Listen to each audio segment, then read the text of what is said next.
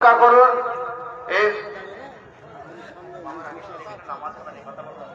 আর ইমামের আগে চলে গেলে নামাজই হবে না, খামাখায় কষ্ট করা হবে, তাই সামনেকার কাতারটা দিয়েন না।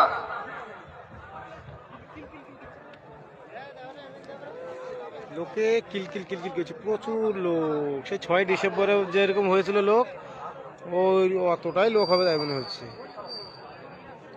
লক্ষ লক্ষ লোক।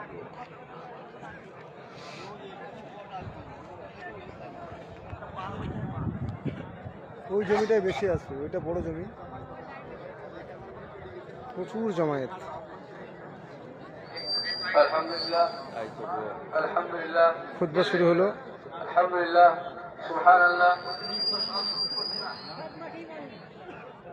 না না এই তো ফাঁকা হলো না, তিরপল পেরে দিত। তিরপল পাওয়া যাবে না কেন? কথা হইতো এক জায়গায় বস করে বলছিল 12:30টায় খুতবা হবে। একটা কথা শুনেলেন, 12:30টায় খুতবা হবে।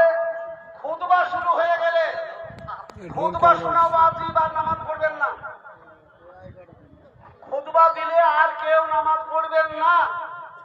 খুতবা শুরু হয়ে যাবে, তামাম সুন্নাত বন্ধ হয়ে যাবে, বসে বসে খুতবাটা শুনবেন, বাস। হ্যাঁ, আর বলি, এরপরে দ্বিতীয় নামাজও হবে। আজকে যত লোক এসেছেন, আজকের এই এখন যারা পড়ে নিচ্ছেন পড়ে নিন, তারপরে দ্বিতীয় নামাজ হবে ইনশাআল্লাহ। আসসালামু আলাইকুম, আমি আপনাদের হুমায়ুন কবির বলছি।